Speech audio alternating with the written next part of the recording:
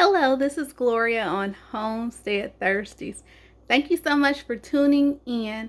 I want to say thank you to those who tuned in last week, who liked, loved, and shared my video. All right, and I'm back again today to share with you what I've been doing in the kitchen. Now, I will say this one may be a little longer because I've got my regular homesteading to share with you, but then I've got recipes to share with you from me doing my raw detox. Let's go ahead and get started. All right, first I want to share with you all about these sausage dishes that I have made. This one down here at the bottom, I've made this one before. This is Beyond Meat sausage. All right, and it's got peppers and onions and different spices. And then I've got a little bit of dried basil on top. The one in the back is Beyond Meat sausage, and it's got onions, peppers, potatoes, and a little bit of green beans. Now, this one at the bottom is low carb. It's really good, okay? And then the one at the top is probably a low carb dish, but not as low carb because of the potatoes. Now, this time that I cooked these, I have not tasted them since eating raw. Mario, he ate his already. So these are mine, and I'll probably pop them in the freezer until I'm ready to eat them. He says that they both are good, but he likes the one in the back because it's got more vegetables. Now, the one in the back, I got that idea from a post that I saw on Facebook, and it was just sausage, potatoes, and green beans. I didn't have enough fresh green beans for that, so I added in the other vegetables. And I did a little bit different spice mixture than this one. All right, so I will share this recipe. And if I remember, I'll share the picture or the screenshot from when I made that one. Let me go ahead and move on. All right, if you are wondering what all of those cucumbers were for, they were for me making pickles. I made two different types. I made a bread and butter pickle for Mario, and those were using mini cucumbers.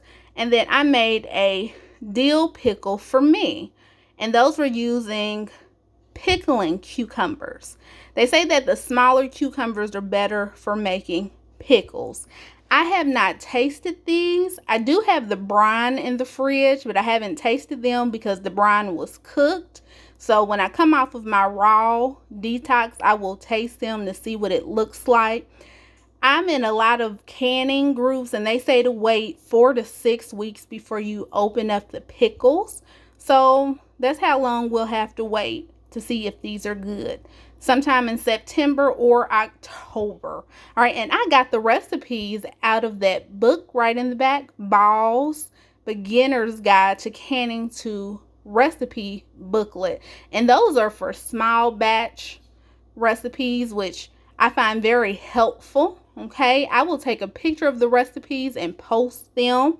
And what I think that I will do in the meantime, because I've got that fermentation jar, I think that I'm going to make some fermented cucumbers, which will turn into pickles, but they go right into the fridge. So they'll be ready quicker, and then we can taste those sooner than these. So I have to report back, but let me go ahead and pick them up so I can show you just how beautiful it looks with all the spices. I have been wanting to make pickles, so I'm so excited about that.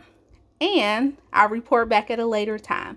All right, let me go ahead and move on. A few weeks back when I flavored the first batch of kombucha that I made, I left some plain because I said that I wanted to flavor it with some fruit that I didn't have. So I went ahead and I did strawberry.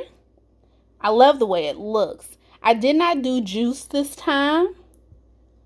I just took and smashed it up with a fork, really good, and then put it in the kombucha. And then in a couple of days, it'll be ready to try. And I ended up liking the kiwi kombucha the most. All right, so I've got another one of those to go. This past weekend, I tried this second kombucha to see if it was ready. It's still not strong enough. I don't know if it's because of this certain tea that I'm using or if it just needs a little more time. So hopefully that will be ready this week, because I still want to flavor that with mango, maybe with pomegranate, with pineapple, maybe even with watermelon. So those are some different flavors. I did the mango one, which was okay, but the other three, the pomegranate, pineapple, and watermelon, will be new and different. So I will report back. I've already got the type of green tea, and I'm going to mix it with a little bit of black tea for the next batch of kombucha that I began to ferment. So I'm still excited about that. All right, the last thing that I'm going to be sharing with you all is this little jar right here. A Facebook friend posted her rose oil that she uses, and she got to talking about all the good benefits. So I looked up a recipe for rose oil, and I made some. I have not tried it yet. It's been sitting for about a week, and I actually have some rose petals that are drying out that I'm going to place in there. So I'll have to report back on how this feels and works. I'm going to be using it on my skin. All right. So I will drop that recipe if that's something you might like to use. Now, I'm going to go ahead and move on to some different recipes that I made during the raw detox. The first two that I want to share with you are some recipes by Tabitha Brown that I followed. These both are pecan minces, but I use them for different items. So this one right here in the back, I use this for lettuce wraps, rice paper wraps, lettuce tacos, and also taco salad. And the one right here in the front, I use it for a raw burger, raw meatballs, and I'm not certain what I'm going to use it for again. I'm not certain, but they both tasted wonderful. This what I'm finding with this raw detox is that you really have to prepare your mind that the texture is not going to be the same, but that doesn't mean what you're eating will not be flavorful. All right, very easy to make, and it ended up making so much I was able to eat off of it several times. I've also realized that with this raw detox, you have to be in the kitchen preparing things, but one preparation will go a long way. All right, so I will be sure to share those YouTube videos of her making these, and I also made it with her pico de gallo and also her guacamole with a little bit twist of my own. All right, and those I believe I can include as well. Moving right along, down here at the bottom, this is cashew sour cream. I have not tasted it yet, but I am so excited about the color. I just cannot believe how white it is. Very easy to make. The thing about cashew mixtures for vegan or raw veganism is letting those cashews soak for hours, at least 12, even up to 15, 20 is even better, because the longer you let the cashews soak, the creamier it will be. And when I did this recipe, I did half of the recipe because I didn't have all the cashews.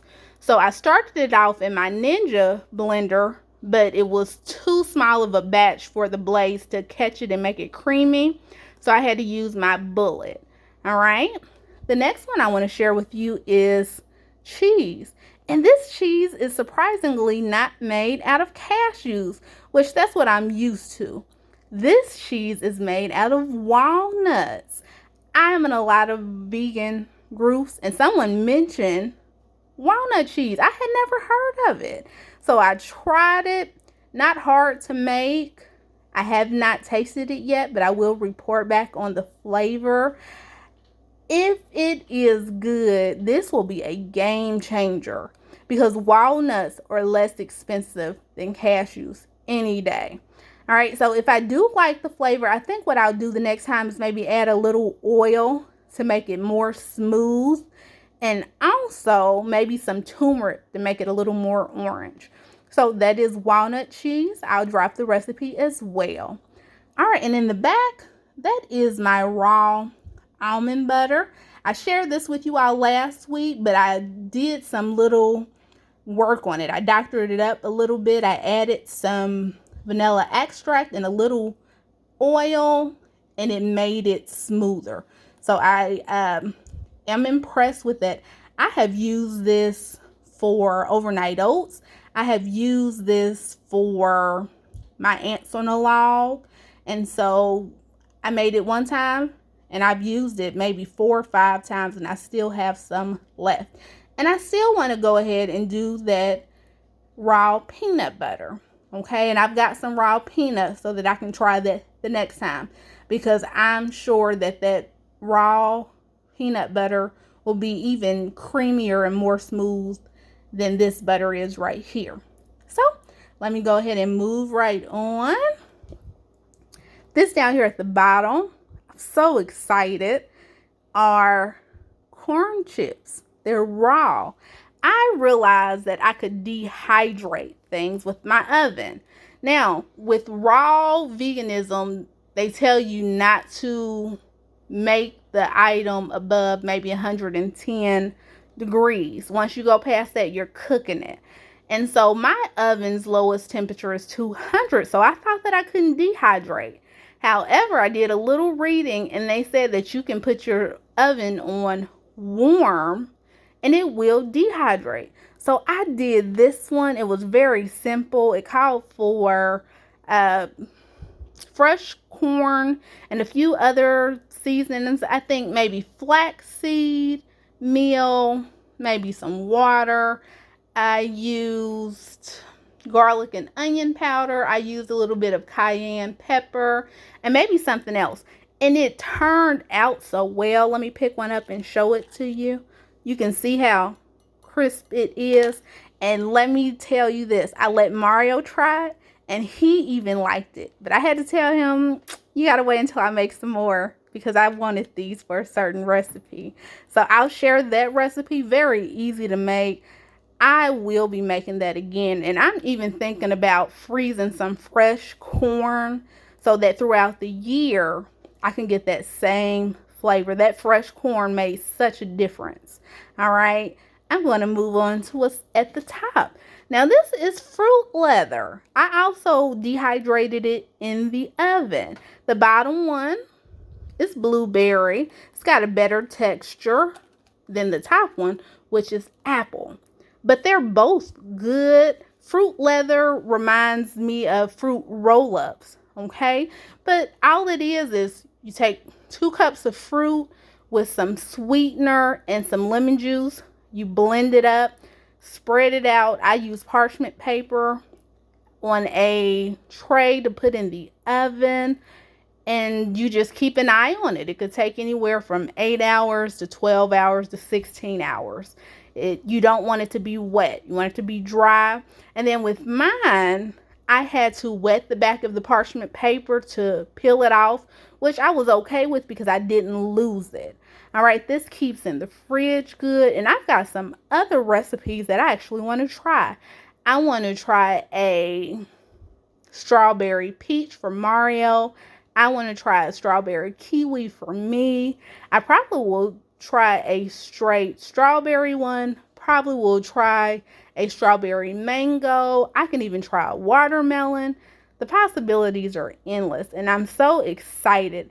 I've got other things that I want to try to dehydrate, because I will be doing this raw detox again. And so I will just say this before I move on.